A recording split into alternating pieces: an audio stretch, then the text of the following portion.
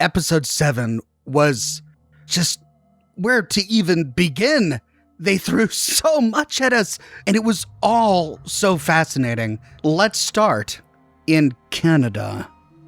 2 people are fleeing from the Uranium City internment camp in Canada. And as the camera gets close to their face, we recognize one as Stephanie Harper from Vault 31. We learned this season that she was from annexed Canada. 200 years ago, she fled from the Uranium City internment camp, but was stopped by a U.S. soldier in T-45 power armor. However, before the soldier could attack them, he's intercepted by a Canadian freedom fighter. The freedom fighter detonates himself, killing the soldier in power armor. However, the person that Stephanie was fleeing with is wounded in this conflict. We get the impression that this person was her mother. And before she dies from her wounds, Stephanie's mother gives her advice that will guide her motives for the rest of her life. There's a flood coming, and you keep your head above that water any way you can. You get south of the border, and you cling to the highest branch you can find, and you survive. If you have to hurt people, God won't judge you. Don't think of them as human beings. Think of them as Americans. In the Fallout universe, America annexed Canada after Canadian freedom fighters sabotaged an oil pipeline connecting Alaska to the rest of America. But Canada didn't go quietly. Even in the introductory cutscene to Fallout 1, we find U.S. troops in T-51 power armor mowing down handcuffed Canadian citizens in Canada's streets. While America was ultimately successful, Canadian freedom fighters fought tooth and nail. It took America 5 years between 2072 to 2077 before they finally pacified Canada. Stephanie Harper was raised in this environment. She was a Canadian citizen kept prisoner in an internment camp. She fled south across the border to America and integrated into American society for 2 reasons. The first was for survival, and the second was to take revenge against Americans whom she did not see as people because of what America did to Canada. She was hired by Vault Tech, and 200 years later, she's now the overseer of Vault 32. Her wedding with Chet is only a day away, and this bulletin board in the vault is wonderful. Next to the marriage announcement is a note: lost. 1 copy of Dean's Electronics. If found, please return to Davy. Which is a note that is straight from the bulletin board inside Vault 101. And we have a couple of references to Fallout perks. Vault 32 Ninja Club. We meet anytime, any place. Try and find us. This is the Vault Tech icon for the Ninja perk. And this is the Vault Tech icon for the Sniper perk. Meet up at the shooting range, Tuesday right after lunch. We'll be practicing with 50 caliber rounds. Bring the kids. Inside Steph and Chet's room, Steph is concentrating on her overseer work and is as surly as ever. Chet tries to casually bring up their upcoming marriage, which she didn't even consult him about, but she just dismisses him. He continues to act as her domestic servant, but while doing the dishes, he discovers that the garbage disposal is clogged. While trying to fix the clog, he reaches into the sink, and inside he finds Woody's glasses. We remember that Woody was the only witness to the meeting between Betty and Stephanie, a meeting that was technically against Vault Tech rules. He naively confronted Stephanie about this, which really bothered Stephanie. And in the last episode, we learned that Woody has gone missing. And now we find his glasses inside Stephanie's garbage disposal. Even Chet, with his meager intelligence, is smart enough to piece this one together. Meanwhile, back in Vault 33, Betty Pearson, the overseer, is out of options. They're rationing water. They've banned showers. Residents aren't even allowed to flush the toilet. She has to get access to Vault 32's water. They still have a working water chip. And even though she knows Vault-Tec doesn't exist anymore, even though she knows that Bud is dead and their experiment has been abandoned, she realizes that giving in to Stephanie's demands is the only way she's gonna save her vault. And this is a great little touch. In the Overseer's chamber, we find a safe hiding behind a painting. This is a painting that was introduced in Fallout 4, and it's a bit of an Easter egg because the face of the man atop this horse is none other than the face of Todd Howard, director and executive producer at Bethesda Game Studios, which makes and publishes Fallout games, and is one of the producers of this show. Inside the safe, she finds a trunk with Hank McClane's name on it. This is the keepsake box that Stephanie requested, and so she messages Stephanie and leaves the trunk on a pushcart just on the other side of the door. As Stephanie comes to collect, she and Betty have a tense confrontation. Betty congratulates Stephanie on her upcoming marriage. Stephanie notes that the only way she would have known that she was getting married is if she had spies in Vault 32, and Betty admits that she does. Betty goes on to say that Stephanie has always had a rather ruthless personality, and everyone at Vault-Tec was always scared of her. But she notes that she was released from her cryopod first, and in that time she learned a lot. And we remember that it was Betty who helped Hank McClane to destroy Shady Sands. What does Betty know that she hasn't told anyone? What is she capable of? She's clearly using this moment to warn Stephanie not to underestimate her. She says, "You promised to divert 50% of your water production to Vault 33. And that's actually not true. Stephanie actually said that she would think about it. It's locked, but if you bring me that box, I'll consider giving you access to our water. But here, Stephanie says that they'll get their water, but her promise is laced with yet another threat. The deal was for the water, but after the deal is complete, she can't speak to the future. I can't speak for the future. That's bigger than us. The future is bigger than both of them. What was it she said that Hank had hidden in this chest? What's in it? It's something personal. Does it have anything to do with future Enterprise ventures? Could it be a vial of FEV? Would Stephanie go so far as to poison the residents of Vault 33 with the forced evolutionary virus after diverting her water to them? The next day, it's time for the wedding. Stephanie and Chet are standing before the assembled residents of Vault 32. Stephanie says, "I do." And Chet, all his life, he's been a coward. Norm called him out on being a coward back in Season 1, and Chet admitted it. You're a coward. You know that, Chet? We all are, Norm. That's why we live in a vault. He was a coward when he learned the truth about Vault 31. He was a coward when Norm went missing. He was a coward when he learned that Stephanie was really 200 years old. But now that he's being forced into a marriage that he doesn't want, even cowards have their limits. But perhaps I'm not being fair to Chet here. It would be really easy for him to just say, "I do."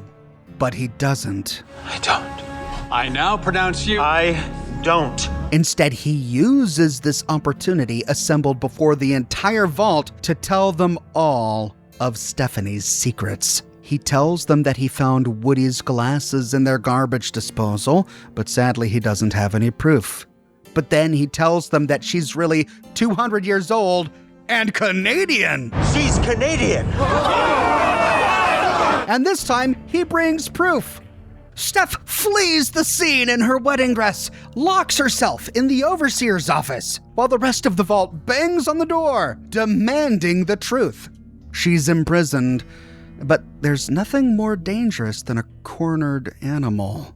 We know what she's capable of. We know how wily she's been and where she came from.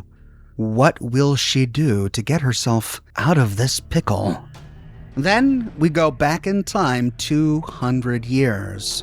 In the last episode, Cooper Howard lured Hank McClane into his hotel room, and he and his wife together extracted cold fusion from Hank's neck.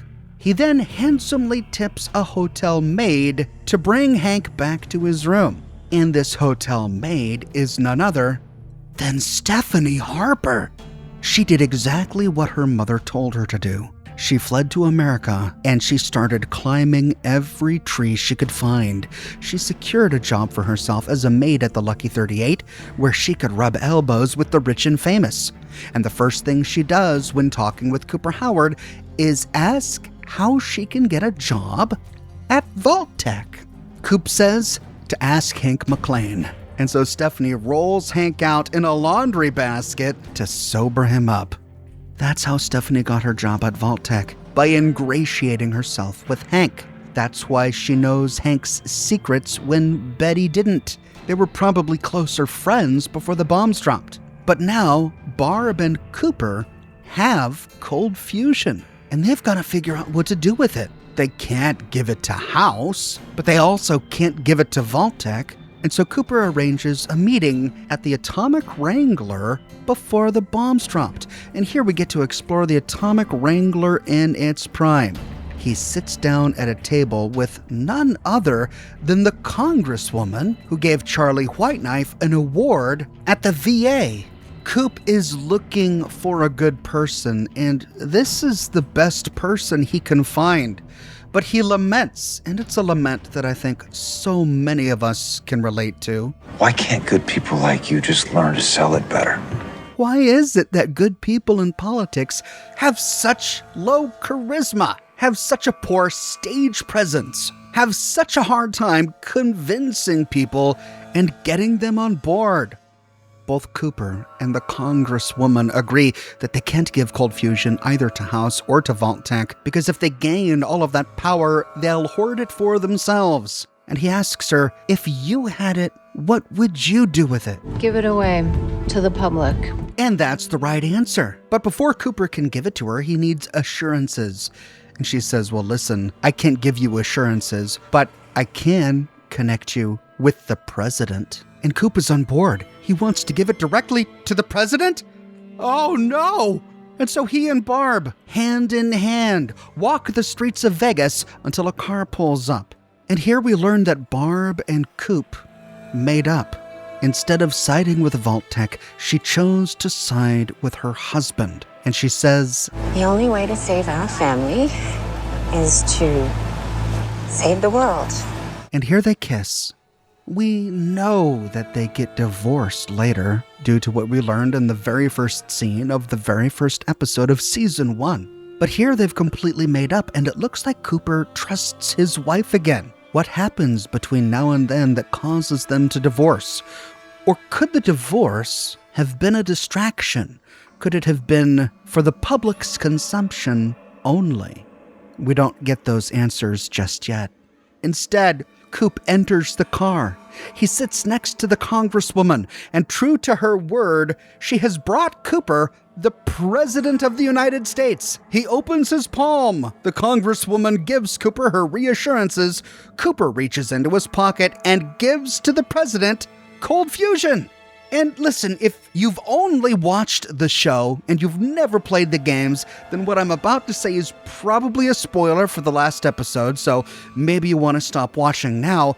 But for those of us who have played the games, we know how this ends! Because the President of the United States of America was none other than the leader of the Enclave.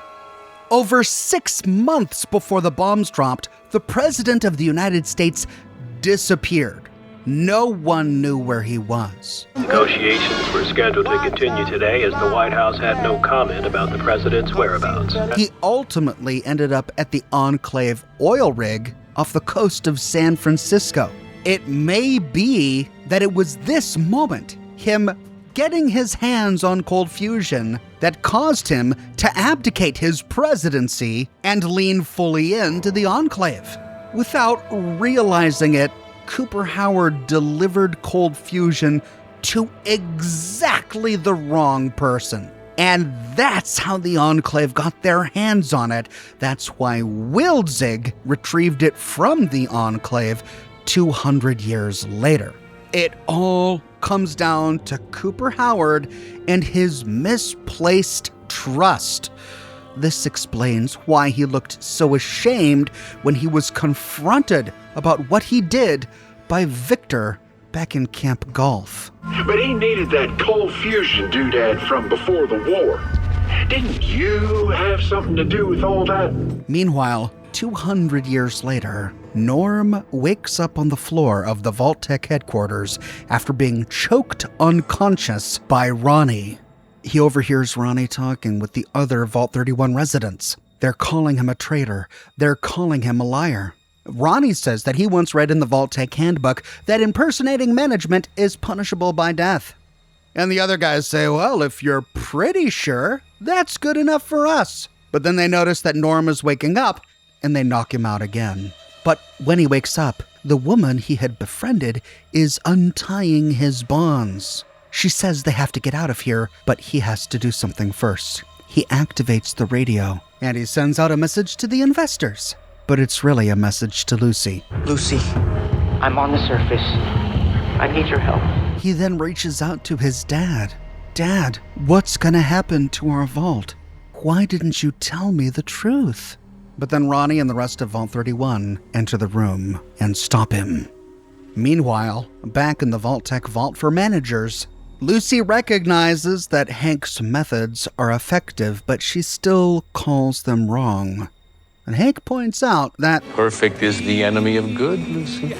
she then asks Hank how the chips work, and Hank gives her a bit of a crash course. He shows her the controller, talks about the dial, and then says that after the memories of the horrors they've experienced in life are purged, a mainframe implants new ideas in their heads, turning them into well-meaning good people.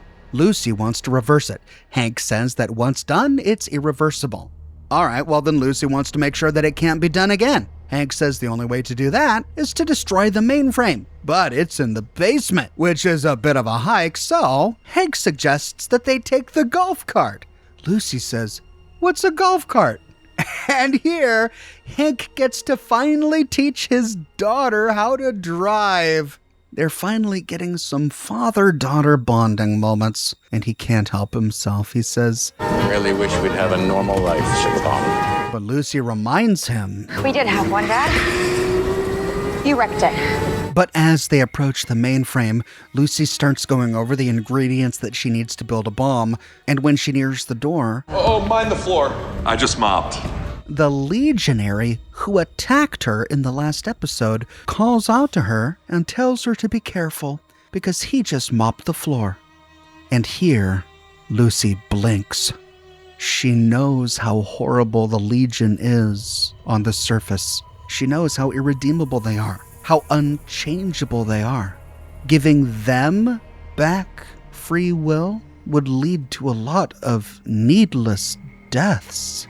But turning them into useful, helpful people here, that might be better for humanity. And she's tempted.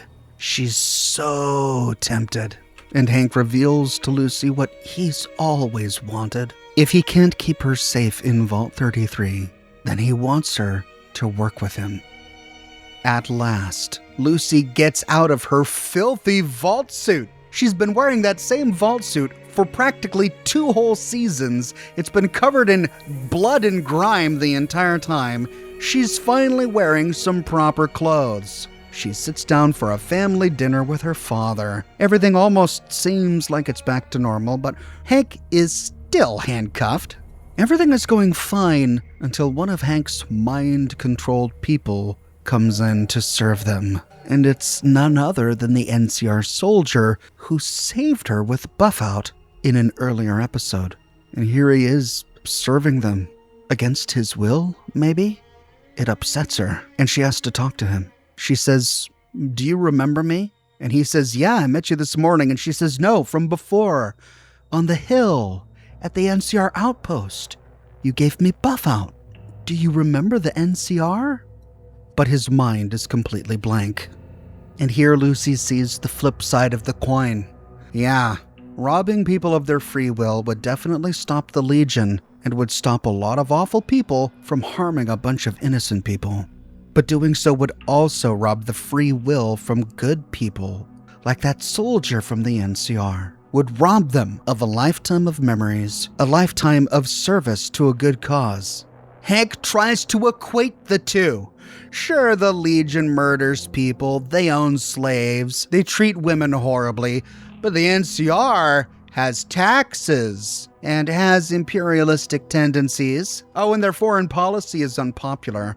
But thankfully, Lucy sees right through it. And while under the pretense of removing the handcuffs from Hank, she says to him what Fallout players have been trying to scream at Legion apologists since 2010. One side is murdering people, enslaving them, crucifying them, and the other side is just vaguely problematic. She handcuffs him to the oven and steals his Pip-Boy. She admits that he was a good father, and thanks to his parentage, she didn't grow up to be an idiot. She's gonna go shut down the mainframe. Once again, she arrives at the door. Using her father's Pip-Boy, she opens it, and inside the mainframe, she discovers the head of the Congresswoman. The Congresswoman Cooper Howard called a good person before the bombs dropped. Hank told us that the mainframe implants new ideas in the heads of everyone Hank has mind controlled. But the pre-war Congresswoman is the mainframe. The reason all of Hank's slaves are good people is because this Congresswoman was a good person, but all she is now is a biological computer. What happened to her? What did Vault Tech do to her? What did the Enclave do to her? What did the President do to her? Meanwhile, the ghoul has finally recovered. He, Maximus, Thaddeus, and Dogmeat are traveling together. Thaddeus is just stoked to be traveling with another ghoul. At last, he's not alone. He tries to have some small talk with the ghoul, but the ghoul isn't having any of it.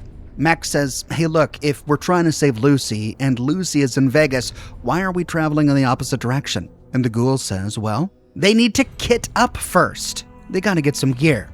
But this entire time, Maximus has been playing with cold fusion. And the ghoul isn't blind. He recognizes it as the very same cold fusion that he gave to the President of the United States 200 years ago. He stops, draws his weapon, and says, how do you have that? And Maximus responds honestly. He's gonna give it to Lucy, because Lucy is a good person, and Lucy will know what to do with it. Coop's been traveling the wasteland for 200 years. He's a pretty good judge of character. He realizes that Maximus isn't lying. He's just as naive as Lucy was. For now, cold fusion is safe with him. Eventually, they arrive at a warehouse, and here they find a bunch of gear left behind by the NCR. The ghoul picks up grenades. Maximus finds, hey, it's Thump Thump. Thaddeus is a sniper. He picks up an M1 Garand, or Garand, however you want to pronounce it. But the ghoul, he finds a Gauss rifle. And my face lit up when I saw this. The Gauss rifle is my preferred weapon in both Fallout 4 and Fallout 76. Good choice, Coop. Thaddeus again tries talking to Coop about life as a ghoul. He admits that he's kind of new to this ghoul stuff, and he wonders why his nose hasn't fallen off yet. He's waiting for that to happen, and it's kind of bothering him. And then he says, this is normal too, right? He pulls back his shirt to reveal a mouth with teeth on his shoulder. And the ghoul just kind of looks at him, and that look said everything. But Max doesn't understand. Why is the ghoul helping him? Why is the ghoul giving them all of this stuff? And the ghoul clarifies the plot for them a little bit. This isn't a gift. This is a transaction. He's giving them all of these weapons in exchange for cold fusion. But Maximus says, no, I already told you I'm giving it to Lucy. But Coop says, yeah, I know. You want to give it to a good person. But Lucy's not here. And in order to save her, we're going to have to give that to a really bad person first. In all his years, he says, he's only seen one man come out on top in Vegas. And in order to succeed, they're going to have to play the game like he did. And that's by rigging the game. Here, Coop reveals a suit of NCR power armor in a power armor frame. And hear the Fallout theme song. The same song that is played whenever the NCR makes an appearance or the NCR is mentioned swells.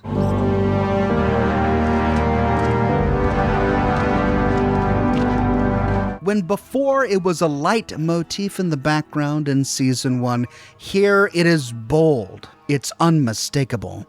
When we saw leaked footage of this NCR suit of power armor, I was really concerned and I had a lot of questions. Because power armor is a pre-war technology.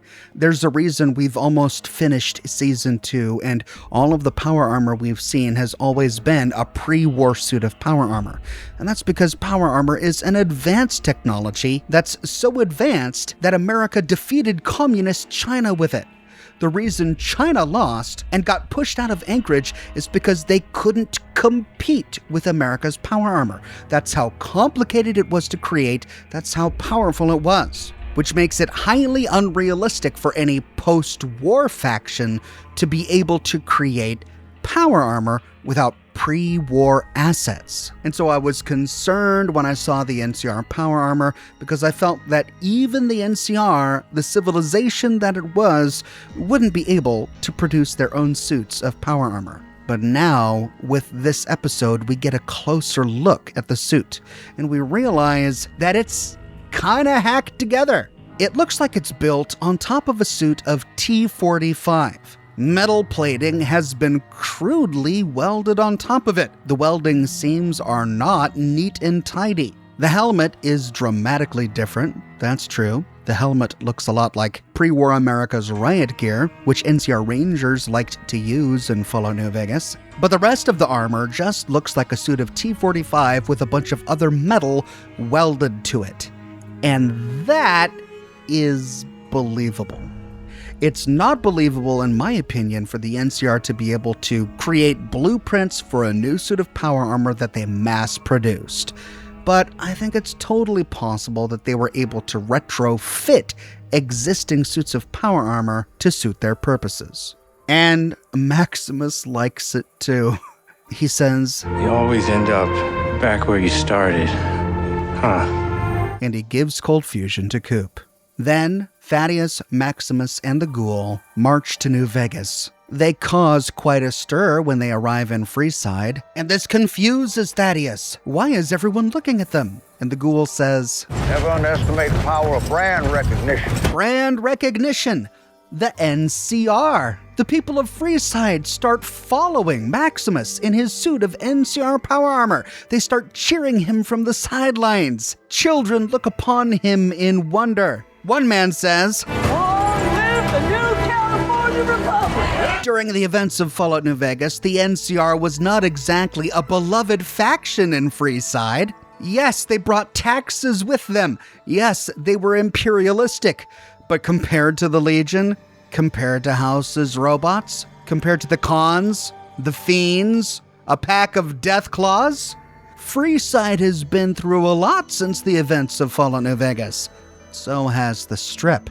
It's understandable then that seeing the NCR return, even if it's just one soldier in a suit of power armor, was a welcome sight for the people of Freeside.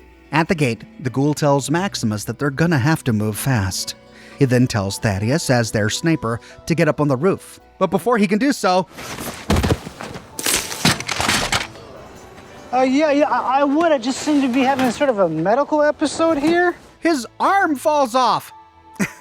Thaddeus says, this kind of thing happens to us ghouls all the time, right? And the ghoul just looks at him perplexed. I think he's just as confused as we are. And so Thaddeus just sort of hangs back. Maximus and the ghoul enter the Strip. They find a Deathclaw feasting on the body of another Deathclaw. Maximus says, What do you want from me? And the ghoul says, I just want you to get between me and anything that looks like that. And here, Maximus has a showdown with a Deathclaw. It's a wonderful musical sequence that shows Maximus truly in his element. He's always been scrappy. He's a pugilist. He's good with his fists. And this suit of NCR power armor is equipped with blades welded onto the arms. He starts wailing away at this Deathclaw, and he's winning. But then, the blade on his power armor gets stuck inside a car. The Deathclaw then gets distracted by the ghoul. He approaches the ghoul, and the ghoul shoots him with the Gauss rifle. And man, I love that sound. That sound effect is straight from the games. But finally, Maximus frees himself and intervenes, decapitating the Deathclaw. The ghoul tips his head in appreciation, and Maximus turns around to face the other Deathclaws. The ghoul opens the doors to the Lucky 38 and heads inside. Maximus, however, gets knocked by the tail of a Deathclaw straight through the gate to Freeside. The gate has smashed open. The Deathclaws can now walk through it. The people of Freeside are now exposed to this Deathclaw threat. He's just made matters a whole lot worse for these people. Oh, no. Meanwhile, the ghoul takes the elevator to the top floor of the Lucky 38, retracing a path that he walked 200 years ago. The path may be the same, but the sights are not. He emerges onto the balcony, not to see House seated at his terminal, but to see destruction all around him. There's a broken Securitron, trash all over the floor, and no signal on House's monitor. He walks down the stairs and reaches for a button on House's console. And incidentally, next to the button is a Hoover Dam snow globe. In Fallout New Vegas, snow globes are collectibles that you can find all around the Mojave. While the courier can collect these for himself, House is also looking to collect them. We can sell our snow globes to his Securitron Jane at any time. The Hoover Dam snow globe is found at the visitor center at the Hoover Dam, which means that someone, maybe a certain courier, traveled to the Hoover Dam, found the snow globe, and sold it to House, which is why we find it here.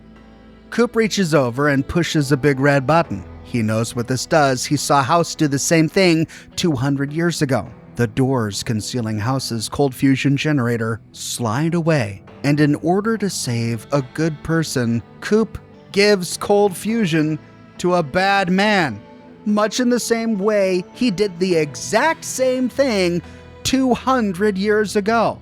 The generator powers up. The screen lights up. And then...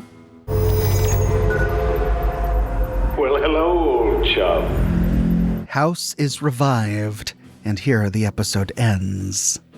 The credits pan-out sequence starts at a billboard at the American-Canadian border. Some American hoodlums have defaced this billboard, crossing out Canada and writing Little America over it. We find Canadian Mounties hanging by their necks. The border sign leading to Canada no longer says you are now entering Canada. It now says you're entering the big 51. America made Canada the 51st state.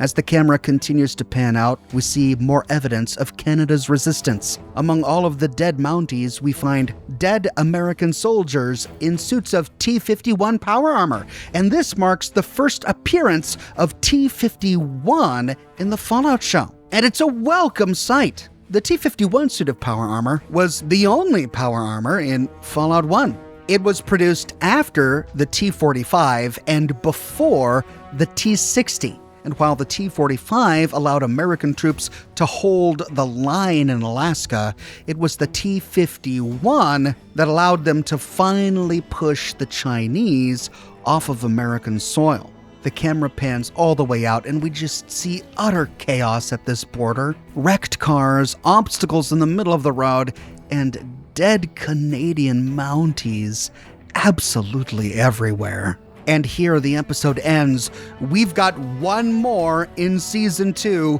They wrapped up a couple of threads in this episode, but we've still got a few more to go. What will Stephanie do now that she's cornered in her overseer's office? How will Norm escape the Vault-Tec headquarters? Does Lucy decide to destroy the brain of the Congresswoman in the Vault for Managers? Do the Deathclaws run rampant through Freeside and kill people? What does Cooper say to Mr. House after all these years? And how has Cooper rigged the game so that he wins this time? And before the war, when did Cooper Howard realize that by giving cold fusion to the president, he made a huge mistake? That's a whole lot of questions they've got to answer in just one episode. I have a feeling many of them might be holdovers until Season 3. I thought this was an excellent episode, and it really left me anticipating the next one. But what did you think? Was there anything you noticed in the episode that I missed? Share your thoughts in the comments below. If you like what I do and you want to support me, consider buying a t-shirt from my merch shop. But more than anything, I'm just so glad you're watching this video. Thanks again for watching, and I'll see you soon with more Fallout videos.